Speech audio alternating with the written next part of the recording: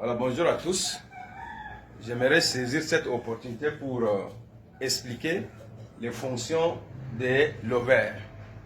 L'ovaire, par définition, est un organe reproducteur femelle. C'est une glande reproductrice femelle qui a deux fonctions. Une fonction exocrine et une fonction endocrine. La fonction exocrine de l'ovaire consiste à produire des ovocytes. Et la fonction endocrine consiste à produire les hormones qui sont les estrogènes et la progestérone. Les structures ovariennes chargées d'assurer les fonctions, ces fonctions-là sont les follicules et le corps jaune. Nous avons ici, dans la coupe de l'ovaire, 5 types de follicules. Nous avons les follicules primordiales, les follicules primaires, les follicules secondaires, les follicules tertiaires et les follicules mûrs. Dans ces follicules-là, nous avons des ovocytes. Des ovocytes. Maintenant, arrivé ici, au moment de l'ovulation, le follicule expulse l'ovocyte 2 dans la trompe. Et cet ovocyte 2, s'il rencontre le spermatozoïde, le gamète mâle, il va avoir fécondation. Et la fécondation va aboutir à un œuf qui est le point de départ d'un nouvel individu. Après, le follicule mûr se transforme automatiquement en corps jaune. Et le corps jaune également continue son activité qui consiste à sécréter les estrogènes et la progestérone. Bien, maintenant, nous allons voir quelles sont les anomalies qui peuvent toucher l'ovaire. Nous avons deux types d'anomalies que nous allons expliquer. La plupart des femmes infertiles, la plupart des femmes stériles, la cause se trouve à ce niveau-là, au niveau de l'ovaire. C'est l'ovaire qui ne fonctionne pas bien. Et là, nous avons une anomalie appelée kyste ovarien. Kyste ovarien. Et il y a deux kystes ovariens.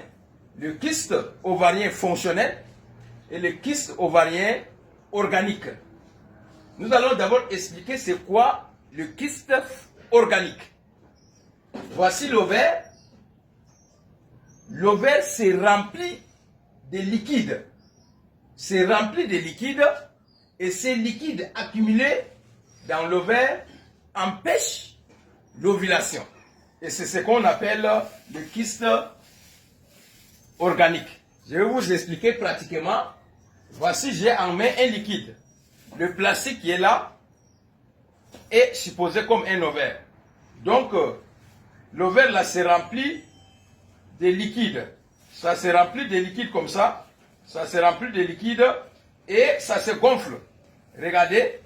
Voilà. Donc, le liquide là reste comme ça à l'intérieur de l'ovaire. Et c'est ça qu'on appelle le kyste ovarien. Donc, cela perturbe le fonctionnement de l'ovaire. La femme n'arrive pas à libérer l'ovocyte 2. La femme n'arrive pas à ovuler. Et c'est ce qu'on appelle le kyste. C'est de cette manière que ça se présente. Nous avons également les kystes qu'on appelle le kyste fonctionnel. Le kyste fonctionnel, nous avons le kyste folliculaire et le kyste du corps jaune. C'est-à-dire, c'est le follicule qui est là. Supposons le follicule mûr se transforme en kyste. Et ce follicule est incapable de libérer l'ovocyte 2. Ou encore, c'est le corps jaune qui se transforme en kyste et le corps jaune perturbe le fonctionnement de l'ovocyte. Et c'est à cause de cela que la femme ne peut pas concevoir, ne peut pas tomber enceinte. Voilà. Et l'ovaire est sous le fonctionnement du complexe hypothalamo-hypophysaire. L'ovaire fonctionne grâce à deux organes qui se trouvent au niveau du cerveau. Ici, chez la femme, ces organes-là, nous avons hypothalamus et l'hypophyse.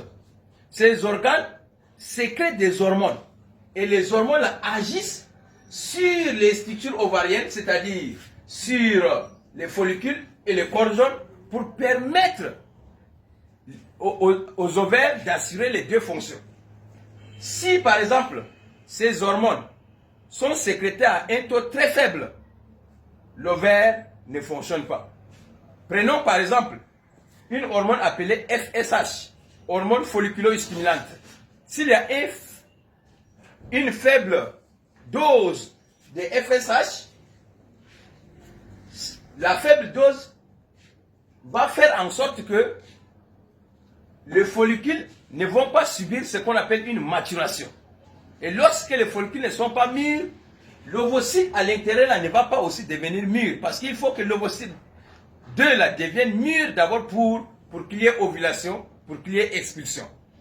Voilà, donc la femme va avoir seulement des follicules primordiaux, des follicules secondaires, des follicules tertiaires, mais la femme n'aura pas de follicules mûrs.